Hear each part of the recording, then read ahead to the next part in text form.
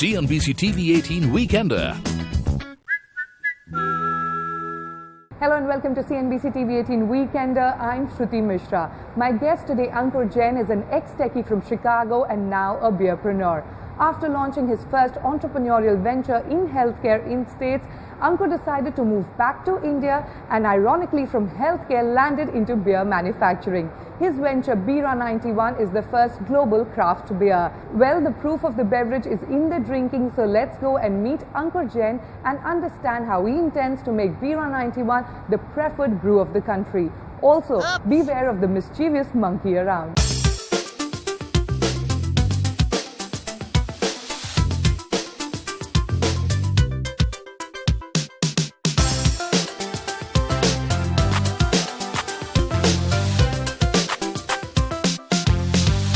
Thank you, Ankur, for joining us on Weekender. How did a computer science graduate from Chicago with no business legacy to flaunt decide to turn entrepreneur? So I think every computer science student's secret ambition has to do something with beer.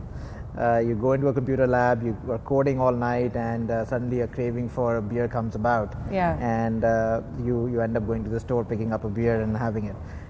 And I think it's sort of a natural part of the workflow for any computer science guy. I guess that stayed with me for a long time, and immediately after I graduated from college, yes, I worked briefly at Motorola, then moved to New York, started a healthcare revenue cycle management firm, and during that time in New York, my office was down the street from Brooklyn Brewery, which is one of the icons of American craft beer success. And every Friday and Saturday I was spending my time at the brewery just sampling great beers. I was just about to ask you that, brewing beer was not your first calling. Your first venture was a healthcare information startup, Reliant MD. Yes. You launched it in 2002 in New York. From starting up as a, in the healthcare space to, coming down to manufacturing beer, quite a contrast, I must say. Tell us the story there. I always say that I moved on to the preventive side of healthcare. So I guess I have this thing called the beer index. If a country's beer quality is high, people are stressed a lot less. Okay. So I guess I'm nice de-stressing a very stressed out country of ours with great tasting beers. So I sold my first business in 2007, moved back to India. I had not lived in India as an adult. I grew up in India, of course. I grew up in New Delhi, born and brought up in New Delhi and so on. But I had not lived in India as an adult until 2007. So I moved back, started working for Reliance Retail. I was very interested in food and beverages and retail space and consumer CPG.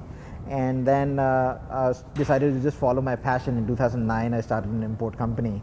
And it was a combination of my passion for beer, but also the sort of analytical side of my brain said that this is a great opportunity which is waiting to explode. Yeah. And as consumers are moving towards lower alcohol beverages and they want better tasting beers, this was a space that was natural. Your mother is an interior designer, your dad was an architect. What was their reaction when you told them you were moving to the alcohol business? I think they were scandalized. So my dad in particular, because he is not just an architect but an urban planner and a very sort of highly respected government official and so on, was kind of scandalized. And obviously I'm from a Jain family. My parents are very liberal. They've been abroad, they've been educated abroad and so on, but the extended family is sort of still conservative. So my dad was quite scandalized, not so much because it was beer, but because it was business in general. My mom was very supportive because she comes from a business family. Yes, and in 2009, you founded B9 Beverages, which started as an importer of exotic brews. And in February 2015, that is when you decided to launch Bira91. And 91 essentially is India's country code. Yes. Bira was an instant hit since it launched. Did you anticipate that? I absolutely did not anticipate that. I always say consumers love Bira91, right? So millennials, the young consumers, have fallen in love with the brand. And much like love, you cannot explain why it happened. You cannot predict why it happened. Yeah. It just happened. But what do you think worked for you? I think it was a combination of a few things. So the first thing was the kind of liquids that we delivered, which were easy to access, low bitterness beers, but full of flavor, very different from what was there in the market. The second was a route to market where we really focused on the consumer experience with draft. where draft did not exist in the country before or was very available in very small pockets. Yeah. And then the third and the most important thing was that the brand completely hit a nerve with the consumer. It really resonated with the consumer. So before we came onto the scene, the choices that consumers had were Kingfisher, which was already their dad's beers, so no longer cool. And then you had everybody else, which was a Carlsberg or a Heineken or a Budweiser, which is communicating to consumers, drink us because we are highly respected in Denmark or the Netherlands or the US. We're like, beer is a product of love, and you need to have something that is homegrown, that is imagined in India. We call the brand Imagined in India. Yes. But it's also young and cool and sort of almost defines the identity of that. Yes, and one cannot help but notice that the B in Bira is reversed. Yes. Your mascot is a monkey. Exactly. Your beer is much milder. It's not bitter. Yes. Take us through the thought process behind this beverage. The context in which we were operating was that 85% of Indian beer consumption was strong beers in 650 ml bottles, and at a cheap price, and typically sold in a retail shop. And the reverse B was basically signaling that we are going to turn conventional wisdom on its head. So we did the exact opposite. We never launched a 650 ml, we never launched a strong beer till now, and we never sort of worked with lagers or with traditional commodified product. We said we want to have premium product which has great taste, which focuses on experience, and we want to go in bars and restaurants first with our tap network, and that's exactly what we've sort of done. All right, from importing exotic brews to now setting up facilities to manufacture in India, what has been your single biggest operational challenge today? I think the single biggest operational challenge is the supply chain that is there in the Indian context. And part of it is just the country of India. A lot of it has to do with government intervention, where the segment is over-regulated and so on. So that's probably the single biggest challenge for us in terms of scaling up.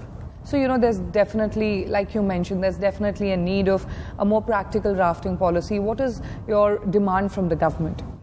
I think much like any other business, but more specifically for Alcobev, GST, for example, has been a great move, and hopefully will have a massive impact on the economy.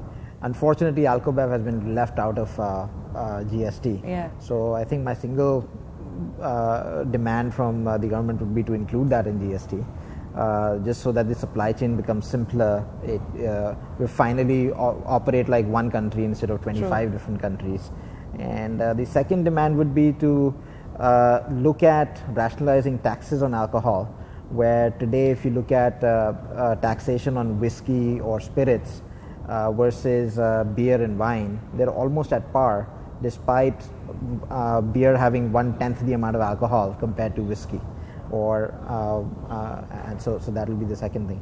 Beer happens to be the most expensive Alcobev that you can buy in India, which is almost counter to what governments would want to achieve, right? The government wants to encourage Alcobev consumption, which has lower percentage of alcohol. On that note, it's time for a short break, but don't go anywhere as we find out how Ankur is brewing Bira91. Stay tuned. CNBC-TV18 Weekender.